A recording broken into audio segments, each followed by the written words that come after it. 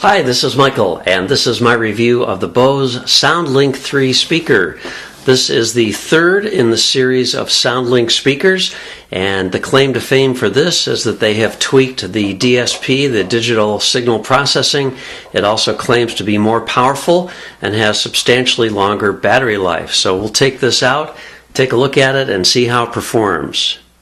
So here's what's in the box. Very simple. You get the Bose SoundLink 3 and you get the power adapter.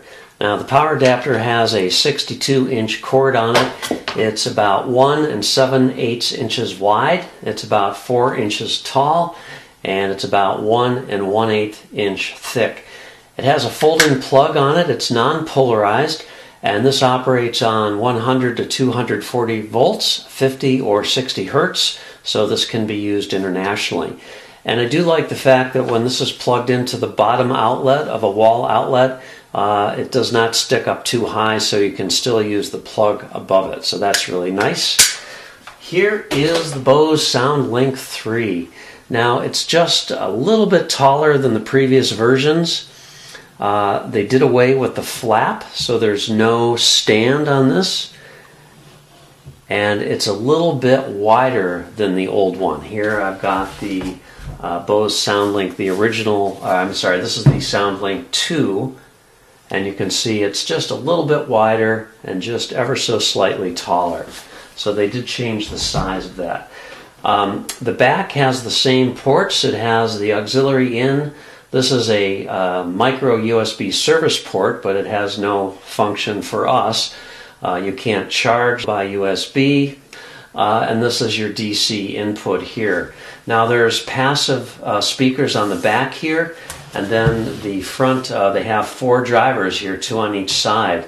And it really does have a better bass response. They did some tweaking to the digital signal processing, and it's supposed to be a little bit louder, although in my testing it was very marginally louder.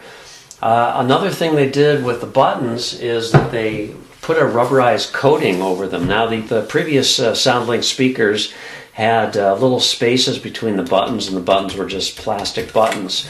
But now what they've done is they've put a rubberized coating over them, so it does help protect dust and whatever getting in between the buttons. You've got the power button. This is your Bluetooth button, the auxiliary in button, a mute button, and then the minus and the plus volumes. Now, a lot of times on Bluetooth speakers, you will get some sort of a little beep when you've reached the maximum volume. You do not get that with the Bose. This also does not have hands-free, so it does not have aptX either. So Bose seems to be stuck in their own little sphere of whatever.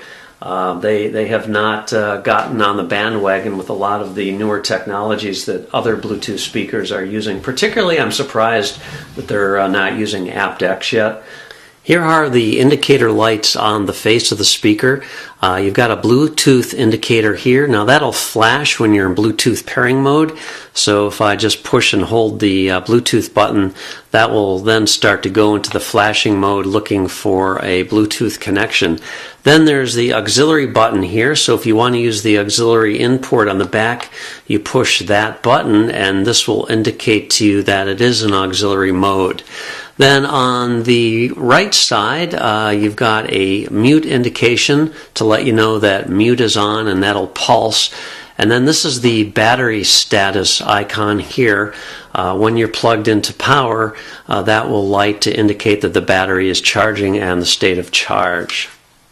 Now on the bottom of the speaker, I do notice some contacts here.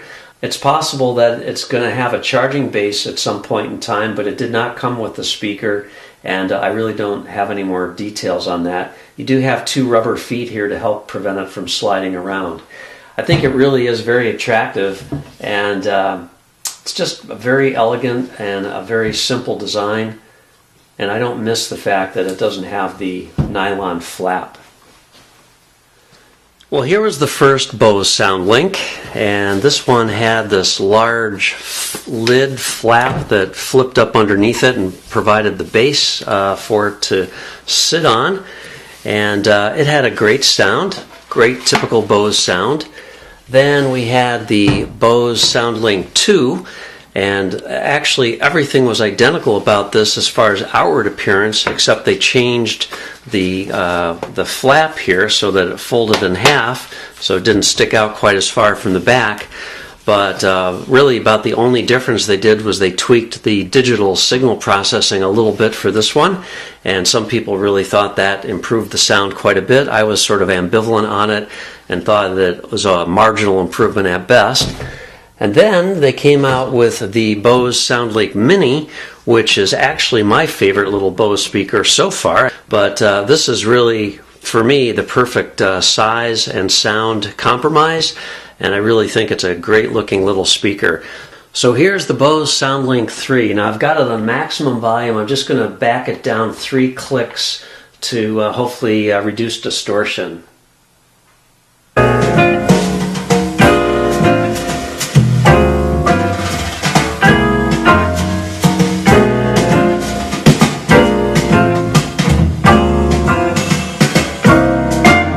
You got to accentuate the positive. All right, looked like 105 decibels was the peak on that, and so let's compare it to the Bose SoundLink, the original one.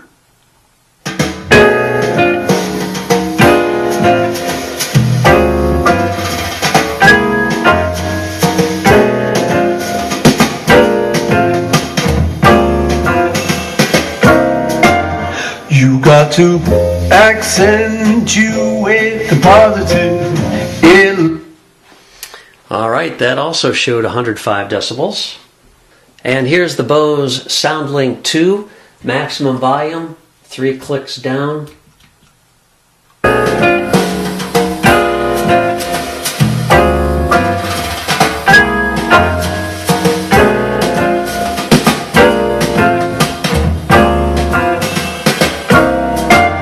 You got to accentuate the positive element.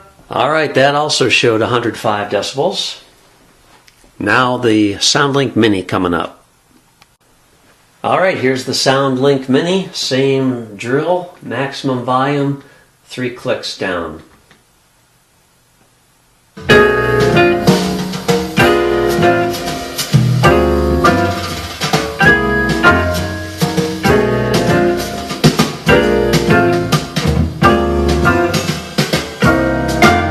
You got to accentuate the positive.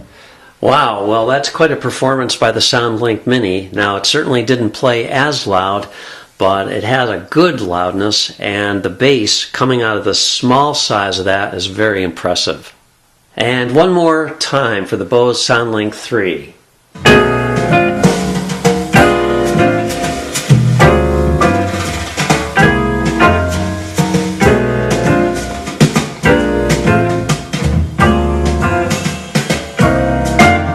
You got to accentuate the positive. Not too shabby.